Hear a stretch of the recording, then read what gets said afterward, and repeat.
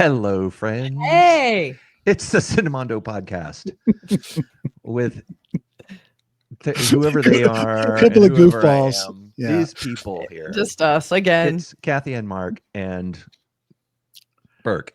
We watched a movie from the streaming service that does like what Netflix does here in the States, where they do their own production. It's like a Netflix made film. This one is made by a streaming service called ZEE5. ZEE5. It's probably one of the best Indian streaming services out there. It's very, very well done. Looks beautiful. It's like a really okay, if this is what they're offering, I'm in. Yeah, really good. I mean, the film is called Mrs. And it is a remake of the Malayalam film The Great Indian Kitchen, which came out a couple of years ago, directed by Geo Baby. And that was a film I started watching. This seems kind of familiar. And then I read after I watched this, it is a remake. Mm-hmm. And so Hindi takes a lot of Malayalam films in the Hindi world cinema, and they just do their own version of it. And this one is, like Burke said, is beautifully done. I mean, right off the bat, it stars Sanya Malhotra as Richa. She is this young woman who the first scene is really joyous. She's almost like this flash mob of music and dancing, and she's banging on like a drum. And it's really fun. That's the opening credits. And right after that, what happens? She is, set up, arranged marriage with this guy and their family, and of course the parents do most of the talking while they just sit there and sort of look at each other and smile. And it's such a cute scene. It is. It's like I saw The Great Indian Kitchen. It's one of my favorite Indian movies. It's so good, and I loved a lot about it was just that intimacy. It was like just a quiet, very ground level movie, but just so you get the vibe, we're going to play the trailer. Yes, we're gonna do like a little trailer reaction, and then we're gonna talk about the movie, and there might be some spoilers. What I liked about this movie, first of all, it's beautiful, and the images of them cooking are amazing, and really, technically, this movie does center around the kitchen, which is why the original movie was called The Great Indian Kitchen. Is that the kitchen symbolizes so much in this movie. It symbolizes like the joy. It symbolizes the sort of patriarchal shackles because the women are kind of chained to the kitchen all the time, but at the same time there are great things happening in the kitchen, but that's all there is. You become like that person. It should be this joyous place where families share, and this is where the food comes from, and everybody gathers and they have fun with the food. But I did like how you just see her you see her like in the beginning having the beautiful wedding, because Indian weddings, my God, they're incredible. Incredible. And they go on for days. It seems there's always, and I love all the beautiful rituals. I love that it got tipping over of the little container and all that. It's great. So I loved her joyousness, and she has the flowers and the wind in her face. Oh, this is gonna be so good. And then she gets there and it's like, this is not what I well, she has this love of dancing, and she wants to do that, but that is completely her husband and her father-in-law, who are the main other main characters in this. They say that is not a job. That is not something you can do. You have to be here, and you have to get better at cooking and cleaning and doing all the stuff in this house. You're living in our house, my house. You have to follow our rules, the way we do things. Her mother-in-law, the same way. Yeah, she had a PhD, and she's a wife. Right, even her own mother. And it's like the dancing that goes against the reputation of our family. It doesn't represent us the way we want to be seen by the rest of the neighborhood or whatever. And you might think, well, maybe that's, sort of like, is that a little over the top? Is that too much? Mm-hmm. But I know not so much with Indians, but in other cultures that I'm more familiar with, that is not too much. That is what is expected. Yeah. So you get married, you have this wonderful situation, but then because you're living in their house, your payment is you have to make breakfast, lunch, and dinner and dust the right way and clean and all this stuff. There's the right way to dust. There's a right way to dust. And I liked all the picky, which is sort of micromanaging, controlling. Is like, you can't just chop the chutney. You have to do it with a stone outside where it's hot, and you're going to get spices in your eye. Like that's how you do it. Well, here's the other thing that I felt like I felt like I wanted to see this addressed a little bit in the film, is the idea that when you get married, when you grow up, when you leave your parents' house and you go out into the world, in Western culture, I think people are brought up, young people are brought up to feel that they want to get out of the nest, they want to escape. But in a lot of Asian countries, my wife is from Thailand, and so she tells me that, you know, traditionally, when you get married, you live with the parents, you live in the house with the parents. That's like totally normal, and people stay with their parents until they get married, and then the wife comes to live in the house. And that's just the way it is in a lot of families. And then more modern people are kind of moving away from that. But the idea that when you do grow up and you do move out of the house and you have your first experiences in grown-upville, you know, you do have to clean the kitchen and you have to cook the food and you have to take care of the house. But this film shows that sort of the patriarchy kind of thing, where it's like she has literally been brought in as a slave to work, and her, whatever she wants, whatever her and that whole thing about, don't you, at one point where she looks at him, she's, don't you realize I have feelings? Yeah. And he basically says no. I mean, he basically says no, I don't concede to that. You do not have feelings. And he walks out, basically. He insults her and walks away. And you're like, what do you do with that? Yeah. Well, he says, this is classic sort of old school, male chauvinist, like, hey, I work all day. I'm seeing 50, 60 patients. I'm a doctor. I bring home a good wage. I'm not going to come home and work. This is your workplace. He can't even pick out his own clothes. Right. I mean, the scene where love he's her like, expression where she was kind of, because she's a sort of modern woman. Her family wasn't that traditional, like she came from, but she ended up marrying into a more traditional family. So when he says, I need to get dressed, and she's like, and he's just like, yeah, like what? She's like, really? You're gonna make me pick out your clothes? Really? Like, what are you, a child? Like, she was kind of incredulous about a lot of the things they're asking her to do. Like, she was kind of So the whole movie, she's got kind of this like, I don't know about this. Like, she wasn't just like, joyously doing it. Like, she had, well, there was subtleties too, which were really nicely done, where there's like increments. I was telling you guys when I was watching this film, we were all sort of communicating with each other while we were watching it, or at least Mark and I were. I think Kathy had already seen it, but I was saying things like, when I first started the film, I'm like, dude, this is a horror film.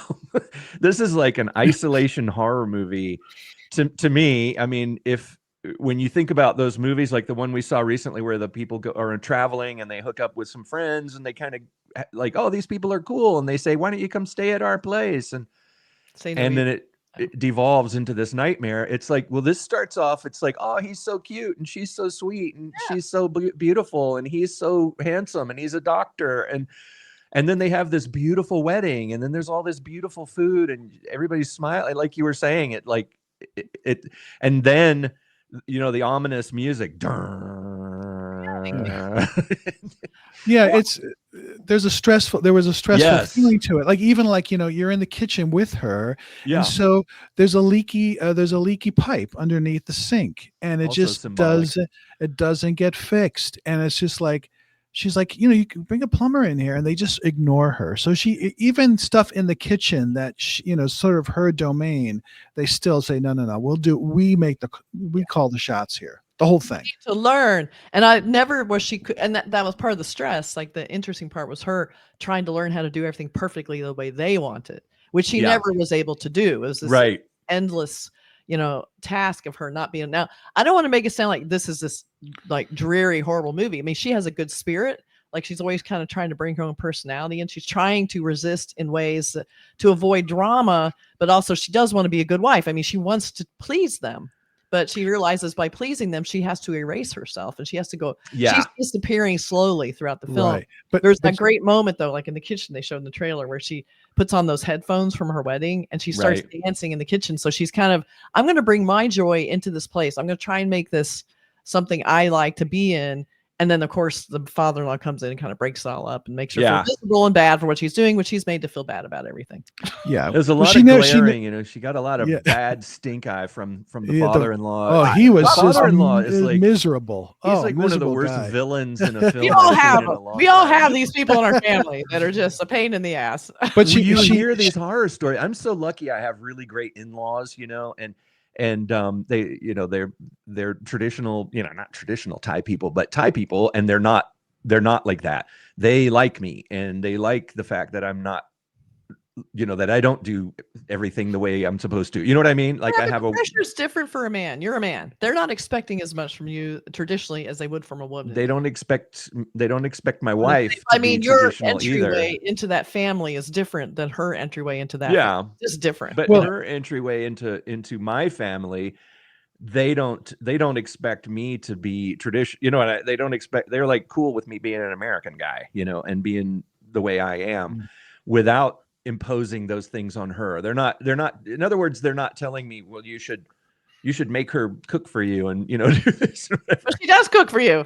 Well, she does that because she enjoys it. She loves to do it. She doesn't want me in the kitchen. Well, ask her to cook. She does it herself. But the thing about her character, Rishu's character, she never loses the spark. Yes. She never loses that spark. There's a scene where she and her husband go to her friend's house. That was my favorite scene, I think. And that's really because you see here some friends that are more progressive and understand that. And that's her religion. I think that's what the character said. One of them said that. That's her, her thing that she lives for. And so it was nice to see that because everybody else in the movie was not like that. But except the nurse, the woman who had the little girl that would come visit. The little girl, sure. And she and her mom were very, and the reason they were progressive, interestingly, was because she tells her at one point in the film, she said that this family, she is saying this family's terrible. They're like really into the whole caste system, like we're below them, we're beneath them. And that's why I'm the person who cleans up after them. I'm the sweeper, Well, and you see this poor little girl who's like this little girl who, I guess, in some ways and in some ways in certain eras and areas, this little girl is basically doomed to grow up as a low caste, low down on the scale, and you can never get above that because there's the strata. You belong here, we belong up here, and you saw that kind of sad idea with this little girl who's growing up in it, and you're hoping, I hope by the time she grows up she realizes or is empowered somehow by movies like this. Yeah, I think what I thought was cool about the structure of the film was we have the before and we see her joyous, and then we're steeped with her inside this household, feeling the sort of oppressiveness and the expectation. And the thing is, it wasn't physically abusive. It was very quiet and very small, micro, erasing of her. So then what I liked about that scene where they go to see her friend is that we have been in this one situation the whole time. We're seeing her. So to see her you in a way is like, oh God, thank God for the break. Like she's drinking, she's laughing. They're with these two beautiful people and they're really, like you said, progressive. And when they say, oh, well, let's clear the dishes and we'll do some. And so the husband of the friend gets up and goes, I'll do it. I'll put it in the dishwasher. It's fine. But, and I remember that was shocking to me. Like in that moment, you're like, oh, they exist. Yay. And so when she saw that, she started giving her husband some gentle ribbing about it. Like, you never did. You never offered. And he's like, what do you mean I don't offer? And it's like, we know because we're a witness that he never offered. So it was kind of that I think he really believed he was helpful, but he's not. So that's the subtle. When you married me, you got an unpaid servant.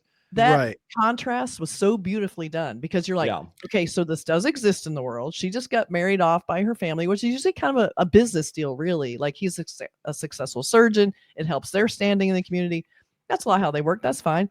But when she saw her friend and it was like, I could have this. That's when you kind of start seeing some of the Veneer break. But I think it was that last, for her, the last straw was where the final erasing was get rid of those videos. And she was just like, I was afraid.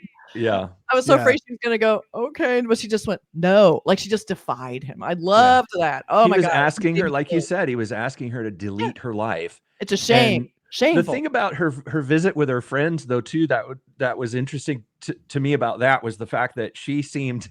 That's the only time in the film where she seemed comfortable. She was kind of relaxing in the chair. And she was drinking, kind of laid back and loose, and she was laughing and smiling.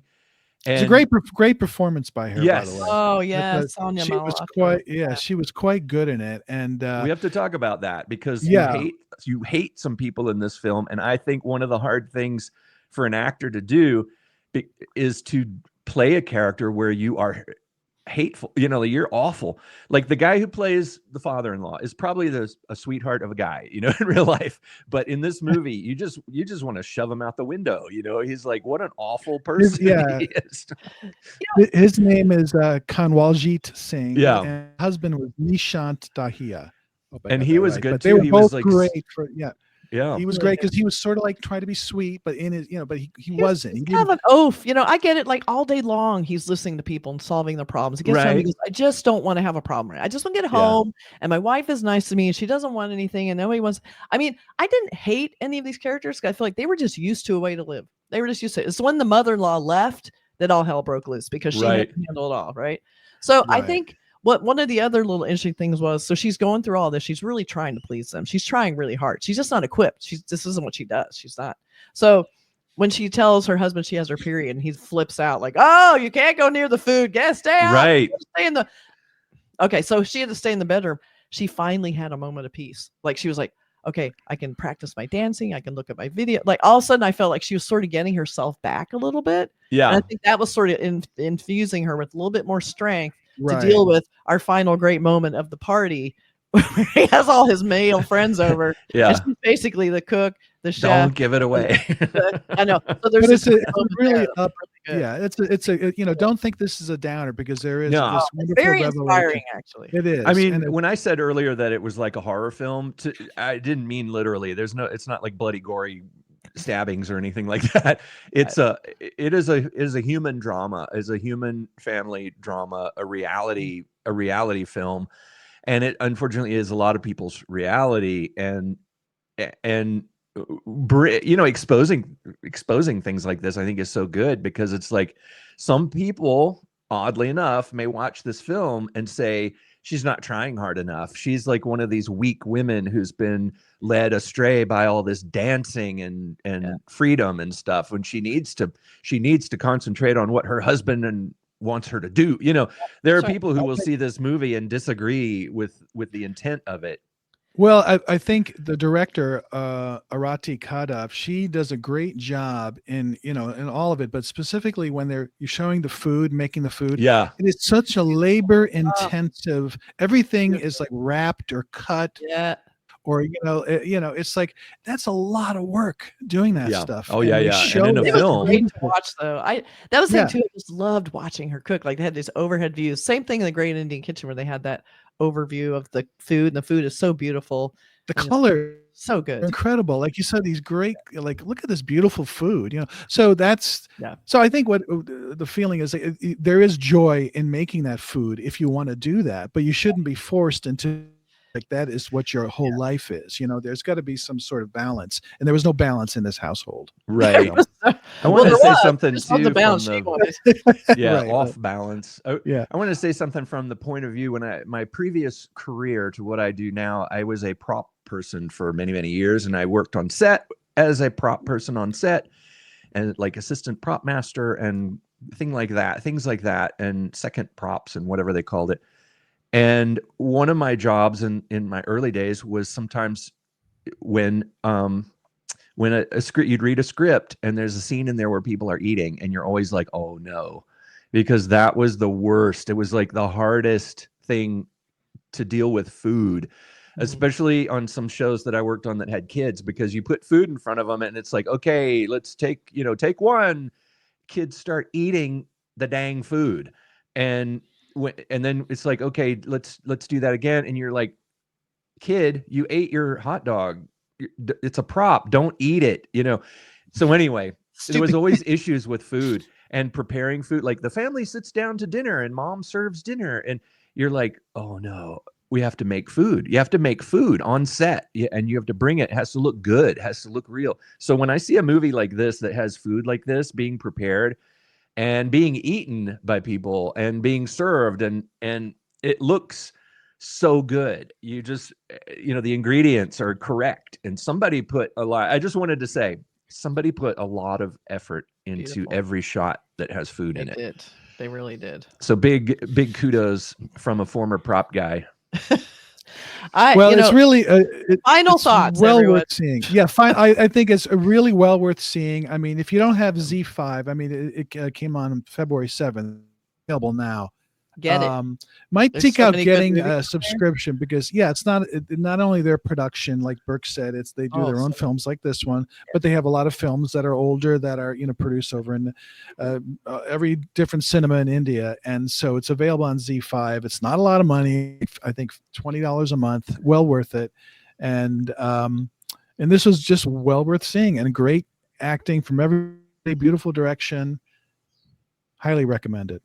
Highly recommend it also because I know we mentioned The Great Indian Kitchen. It was also, there's another similar film on the same theme called Jai Jai Jai Jai Hey, and that starred Darshana Rajendran, who was this was kind of like this movie on steroids, where she to fight back this terrible, and this husband was literally abusive, like would hit her once in a while when he was angry, and he always felt bad, but he hit her, so she learned how to fight, so she ended up beating him up, so that was kind of gratifying, like but physical revenge. Yeah, that's kind of a more like pushed version of this, but right. highly recommend that and The Great Indian Kitchen, especially because it's really it's somehow gratifying to see like a woman who is under this kind of pressure and in these kind of situations, and how she escapes and gets out there and finds herself again. There's always that, and it sounds preachy, but it's not preachy at all. Like to see women escape a bad situation is really, really like cathartic, especially for me. I love seeing that.